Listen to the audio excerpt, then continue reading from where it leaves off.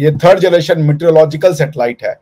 Meteorological यानी कि जो ऊपर आपके मीटियोर्स है उनकी स्टडी के लिए। The satellite is an exclusive mission design for enhanced meteorological observation, monitoring of land and ocean surface of weather, forecasting, disaster warning, ये सब इसका काम होगा। तो ऑल इन ऑल इट्स मतलब और भी आपको पता चल जाएगा एडवांस में कि जो समुद्र का बिहेवियर है, क्या हो रहा है, कहाँ पे ये सब जो टाइफून आते हैं, चक्रवात आते हैं, दूसरी चीजें जो आती है, आप इसको प्रिडिक्ट कर पाएंगे विद मोर प्रिसीजन बिकॉज ये लेटेस्ट है। और ऊपर से भी जैसे मीटियोर्स का मतलब होता है ये जो मैटर्स होते हैं, ऑब्जेक्ट होते हैं जो सॉलिडिफाई हो जाते हैं, वो शूट आउट होते रहते हैं इधर उधर से, तो वो उनकी भी स्टडी आप कर लेंगे कि भाई क्या है। और कोई अगर अच्छा कल को मीटियोर आप कैप्चर करके और अर्थ पे ला सके तो उससे मिनरल भी आप एक्सट्रैक्ट कर सकते हैं। तो lot of scope, as I told you Ali भाई, आने वाले 20 सालों में NASA and ISRO would be at par. Hello viewers, this is Ali Raza and you are watching my YouTube channel Catalyst Records. Luckily doctor Abhishek Mishra जो है वो आज एक दफा फिर हमें ज्वाइन कर रहे हैं, हमारे प्रोग्राम के अंदर शामिल हैं। वेलकम करते हैं सर आपको। बहुत शुक्रिया, आपने आज अपने कीमती टाइम में से जो है वो टाइम निकाला है। जी थैंक यू अली भाई, आपका बहुत बहुत धन्यवाद। आपके सभी दर्शकों को मेरा नमस्ते, सलाम, अदाब, Ram Ram, Sat Shri Akal, greeting, good evening जी। हाउ आर यू, आप कैसे हैं? आई एम फाइन, अल्लाह का शुक्र है, बहुत अच्छी लाइफ जा रही है। मेरा बेसिकली सर जिस टॉपिक के ऊपर मैं आज आपके साथ बात करना चाह रहा था वो इंडियन रिसर्च स्पेस प्रोग्राम के हवाले से जो है, इसरो के हवाले से ये है कि एक न्यू सैटेलाइट जो है वो लॉन्च कर दी गई है। GSLV F14 नाम बताया जा रहा है। वेदर को जो है ये फोरकास्ट करेगा और उसको मजीद इन्हांस करेगा उसके रिजल्ट्स के अंदर। देखा जाए तो सर मतलब डे बाय डे इसरो की कामयाबी आपके सामने है। किस तरीके से देखते हैं कि मजीद जो है वो सैटेलाइट जो है वो लॉन्च की जा रही हैं? जी देखिए, इसरो का अपना एक मिशन है। इसरो को जानना, इसरो जानती है कि इंडिया की डेवलपमेंट के लिए, इंडिया की सिक्योरिटी के लिए, इंडिया के बेहतरी के लिए कौन कौन से जो सैटेलाइट्स हैं ऊपर जाने चाहिए। बहुत से सैटेलाइट्स शायद आउटलिव हो चुके होंगे, they must have outlived their span, तो उसको भी रिप्लेस करना, उनको जमीन पे वापस सुरक्षित रूप से लाना, there are lot of task for ISRO. तो और इसरो अब एक प्रीमियर एजेंसी है। ISRO is as good as NASA. अगर नेसा का जितना बजट होता तो इसरो भी उतना ही अच्छा परफॉर्म करके दिखा देती, बट गिवन दैट कि हमारा बजट बहुत ही कम है और अभी तो हम डेवलप होना शुरू हुए हैं फिनेंशियली, तो थिंग्स विल टेक टाइम। तो ये जो नया इन्होंने लॉन्च किया है क्या नाम है, satellite vehicle, I mean these things will keep on coming. Aditya L1 की आपने सफलता देखी, ये हमारी जीन्स में है अली भाई, और फॉर्चुनेटली या अनफॉर्चुनेटली ये आपकी भी जीन्स में है, क्योंकि आप भी हैं तो इसी पूरे परिवार का हिस्सा, ठीक है ना। ये तो आप मानना नहीं चाह रहे हैं, वो एक अलग बात है, लेकिन आप इसी परिवार का हिस्सा हैं। घर में दीवार उठा देने से घर के मेंबर्स नहीं चेंज हो जाते या आपका घर नहीं बदल जाता, आप समझ रहे हैं। तो ISRO is doing excellent job. ये बेचारे जो साइंटिस्ट हैं, they are very talented, they work for very meagre pay, लेकिन जो परफॉर्म करते हैं वो मिराक्युलस है। आपने देखा आदित्य L1 में they placed the Aditya satellite in the L1 Lagrange जो रेंज, एकदम एग्जैक्टली वहीं पे जाके उन्होंने उसको इंजेक्ट कर दिया और उसके बाद अब वो अच्छा खासा काम कर रहा है। जो भी उसको डेटा देना होगा, it's giving the data. So India is helping the humanity, और India has always been helping the humanity. जी सर, कहा ये जा रहा है 3DS मिशन जो है वो ये सक्सेसफुल हुआ है, बहुत बड़ी कामयाबी है इसरो के लिए, और ये बहुत बड़ी सैटेलाइट थी। बहुत से लोग जो है वो जानना चाह रहे थे, बहुत से लोगों की निगाहें थी इस सैटेलाइट को लेके कि कामयाब होगा या नहीं होगा। और वेदर फोरकास्ट के अंदर भी कहा जा रहा है कि अब काफी मतलब जो है वो क्लियर रिजल्ट जो है वो सैटेलाइट हेल्प आउट करेगी। तो ये सर मतलब इतनी बड़ी अचीवमेंट जो है, अगर नासा की बात की जाए तो नासा भी मतलब वर्कआउट कर रही है। आपको लगता है कि इसरो का भी जो बजट है इसको मजीद मतलब रिक्वायरमेंट की जरूरत है, बजट को इंक्रीज करने की जरूरत है? जी बिल्कुल, बजट तो हमेशा ही चाहिए होगा, बट धीरे धीरे हम उसको सही उसमें करेंगे, सही उस डायरेक्शन में लाएंगे। अभी तो इट्स ए स्टार्ट। जब इंडिया 5 ट्रिलियन 6 ट्रिलियन डॉलर की इकोनॉमी होगी, 10 ट्रिलियन डॉलर की इकोनॉमी होगी, तो अपने आप चीजें इंप्रूव हो जाएंगी। क्योंकि स्किल तो है, आपको उसको स्केल अप करना ना बहुत आसान रहता है। किसी चीज को बनाना मुश्किल होता है, लेकिन जब वो बन जाए तो उसको स्केल अप करना इट्स नॉट दैट डिफिकल्ट। ठीक है ना? अच्छा, ये जो आप कहेंगे तो मैं आपको, ये जो लॉन्च हुआ है GSLV F14, जो कि इनसाइट 3D मेट्रोलॉजिकल सैटेलाइट है, ये लॉन्च किया था सतीश धवन जो स्पेस सेंटर है श्रीहरिकोटा में, वहां से। और 18 मिनट के लिफ्ट ऑफ के बाद ही जो इसका GSLV F14 है, इसको डिप्लॉय कर दिया गया था जहां पे इसको डिप्लॉय करना था, यानी जहां पे इंजेक्ट करना था जियो सिंक्रोनस ट्रांसफर ऑर्बिट में।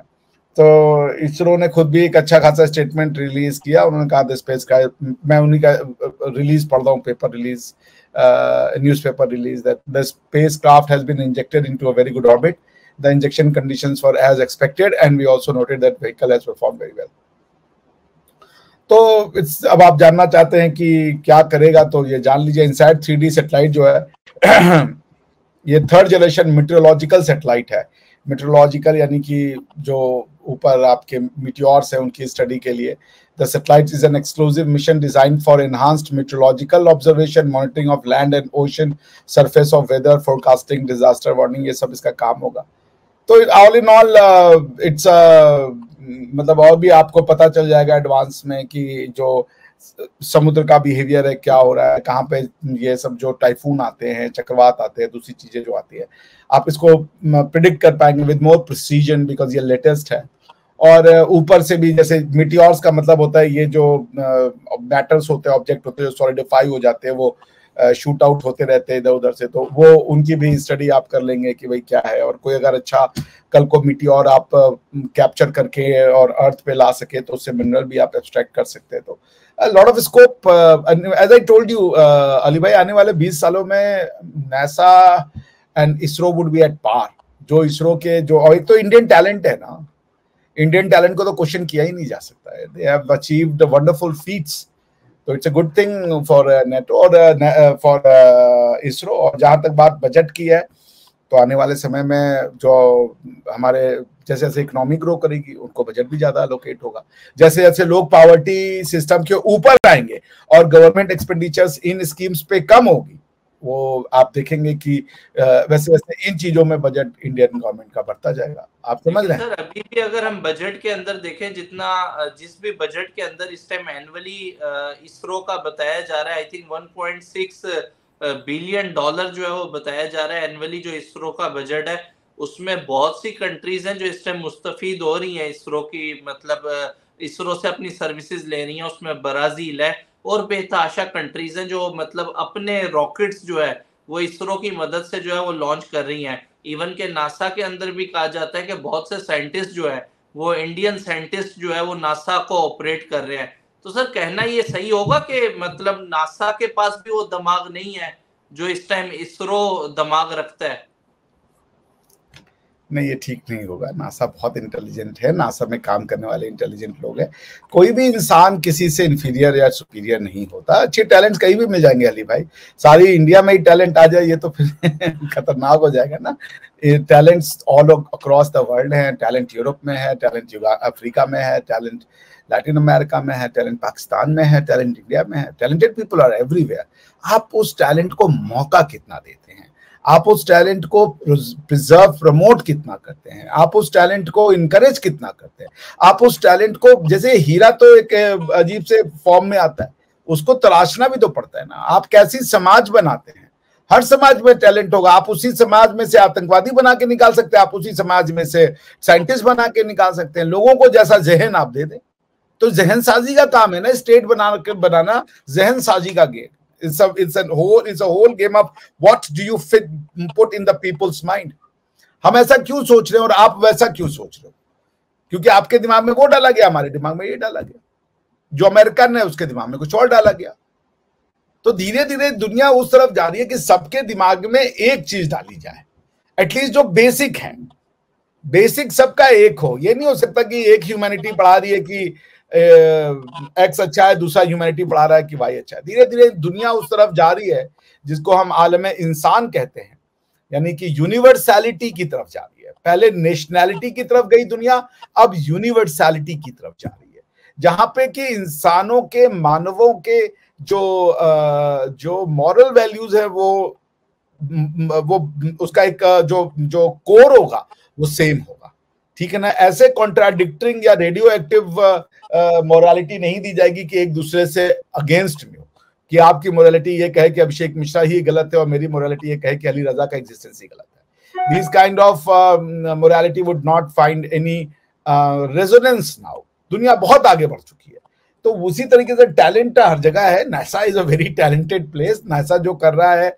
आप उसको डिस्काउंट अभी इतनी आसानी से नहीं कर सकते। इंडिया अभी मून पे लैंड नहीं किया, नासा मून पे लैंड किया एज इन मैन लैंड नहीं किया, हालांकि सैटेलाइट तो लैंड कर गया है, but India is yet to send its humans on the lunar expedition. और भी चीजें हैं, और ह्यूमैनिटी के लिए दोनों मिलकर काम करेंगे। अब तो नासा और क्या नाम है, इसरो में वो साइन हो चुका है, क्या नाम है, पैक्ट साइन हो चुका है गवर्नमेंट ऑफ इंडिया ने कि they will work together now. तो अब तो और ज्यादा हो जाएगा ना, फोर्स मल्टीप्लायर जिसको कहते हैं, कि नासा का भी टैलेंट मिलेगा, इसरो का भी टैलेंट मिलेगा, और फिर वो टैलेंट मिलकर दुनिया के अच्छे के लिए काम करेगा। तो मैं कभी ये नहीं कहूंगा कि नासा खत्म हो जाएगा, इसरो टेक ऑफ, ऐसा होना भी नहीं चाहिए। सारी की सारी इंटेलिजेंस इंडिया में आ जाए, ये कतई नहीं होना चाहिए। दुनिया में सारे इंसानों में टैलेंट होता है, और कोई भी इंसान किसी से कम टैलेंटेड ज्यादा नहीं होता है, सबके अलग अलग टैलेंट होती है। हाँ, इंडिया में हमारे पास ये टैलेंट पहले से था, और अब हम उसको डिस्प्ले कर पा रहे, हम प्रूव कर पा रहे। पहले कहते तो लोग मानते नहीं थे, अब तो सबके सामने है, ठीक है ना। So I think the time has come कि NASA and India and ISRO both will work together in tandem, और दुनिया के लिए और भी अच्छा होगा वो, समझ रहे हैं। This is what I think.